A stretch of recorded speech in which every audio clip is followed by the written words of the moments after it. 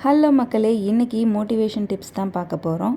ஒரு 4-5 பேர் உள்ள ஃபேமிலி இருக்கு வைங்களேன். நம்ம எல்லாருமே நம்ம ஃபேமிலியில் எந்த ஒரு டெசிஷன் எடுத்தாலும் பெரியவங்க, சின்னவங்க, அப்புறம் நம்மளோட குழந்தைங்க எல்லாரும் ஒன்றா சேர்ந்து உட்காந்து அதை நல்ல விஷயத்தை பற்றின டெசிஷனோ அல்லது கெட்ட விஷயத்தை பற்றின டெசிஷனோ எதுவாக இருந்தாலும் வீட்டில் இருக்க எல்லாரும் உட்காந்து அந்த விஷயத்தை பற்றி பேசி பெரியவங்க, குட்டீஸ் எல்லார்ட்டையும் ஒப்பீனியன் கேட்டு ஒரு நல்ல டெசிஷன் எடுங்க.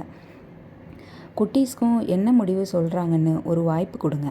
பிள்ளைங்க சின்னதுலேருந்தே இதை பழகிக்கிட்டாங்கன்னா அது அவங்களோட ஃப்யூச்சரில் இது ஒரு பெரிய எக்ஸ்பீரியன்ஸ், நல்ல ஒரு அனுபவம்.